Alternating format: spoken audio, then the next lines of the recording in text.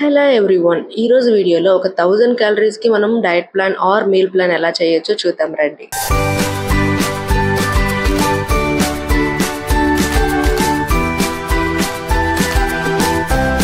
మనకి ఎప్పటినుంచో తెలిసినట్టు డైట్ ప్లాన్‌లో వచ్చేసి మన వెయిట్ లాస్ జర్నీలో వచ్చేసి ఒక మంచి డీటాక్స్ డ్రింక్‌తో డేని స్టార్ట్ చేయడం చాలా చాలా మంచిది అండ్ ఇంపార్టెంట్ కూడా.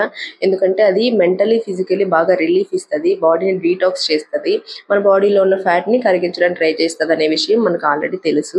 కాబట్టి వీలైనంత వరకు ఏదో ఒక రకమైన డీటాక్స్ డ్రింక్ ఫాలో అవ్వడానికి ట్రై చేయండి. వీక్లీ రెగ్యులర్‌గా తీసుకోకపోయినా 3-4 టైమ్స్ అయినా తీసుకోండి. మార్నింగ్ వచ్చేసి ఒక హెల్తీ రవ్వ కిచిడితో స్టార్ట్ చేయొచ్చు. ఇది వచ్చేసి ఒక హెల్తీ ఆప్షన్ అని చెప్పొచ్చు బ్రేక్‌ఫాస్ట్‌కి.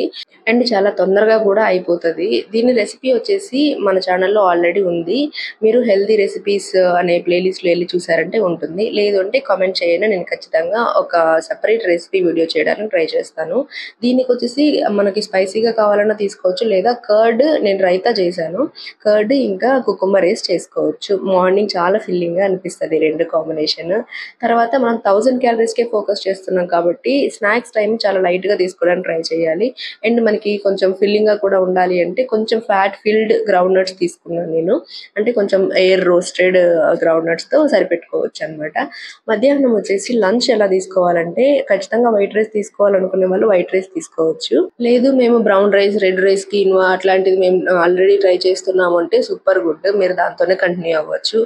వైట్ రైస్‌తో పాటు ఖచ్చితంగా ఏదో ఒక కర్రీ, ఇంకా తాలింపు, ఇంకా ఎగ్ అయితే మర్చిపోకండి. ఇది వచ్చేసి మనకి బాగా ఫిల్లింగ్‌గా ఉండాలంటే వీలైనంత వరకు తాలింపులు ఎక్కువ పెట్టుకోవడానికి ట్రై చేయండి. మనము ఆల్రెడీ మన ఛానల్‌లో చాలా తాలింపులు గానీ, ఇంకా రెసిపీస్ గానీ షేర్ చేస్తున్నాము. ఆల్రెడీ మన ఛానల్ సబ్స్క్రైబర్ అయ్యి ఉంటే మీకు తెలిసుంటుంది. కాబట్టి మీరైతే వీలైనంత వరకు కర్రీస్ ఎక్కువ పెట్టుకోవడానికి ట్రై చేయండి. ఈవినింగ్ ఒక వీలైతే ఒక మైల్డ్ వాక్ లేదా లైట్ యాక్టివిటీ చేయడం ఖచ్చితంగా ఇంపార్టెంట్. ఏమంటే ఎంత డైట్ చేసినా మనం 20% మనం ఒక ఫిజికల్ యాక్టివిటీకి ఖచ్చితంగా డెడికేట్ చేసే కావాలి. అప్పుడే మన వెయిట్ లాస్ జర్నీ స్మూత్‌గా ఉంటది.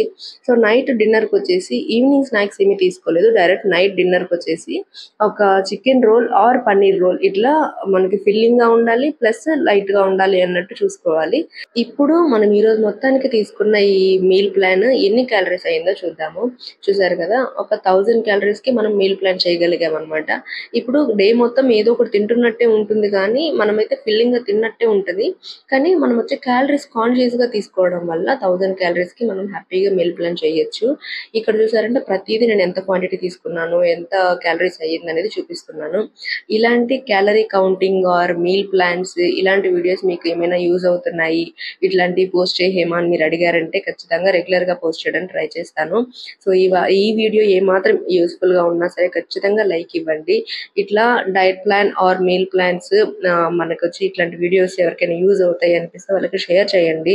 ఎందుకంటే వెయిట్ లాస్ చేయాలి కానీ ఎలా చేయాలి, ఏం తీసుకోవాలి, ఎలా క్యాలరీ ట్రాక్ చేయాలని తెలియని వాళ్ళు ఉంటారు కదా, వాళ్ళకి ఇట్లాంటి ఇన్ఫర్మేషన్ ఖచ్చితంగా యూజ్ అవ్వచ్చు. కాబట్టి మీకు తెలిసిన వాళ్ళలో ఎవరికి ఇలాంటి వీడియోస్ యూజ్ అవుతాయన్నా ఖచ్చితంగా షేర్ చేయండి. మన ఛానల్ని ఫాలో అవ్వమని కూడా చెప్పండి. సో మీరందరూ ఎలా ఉన్నారు, ఈ వీడియో ఎలా అనిపించింది కామెంట్లో షేర్ చేయండి.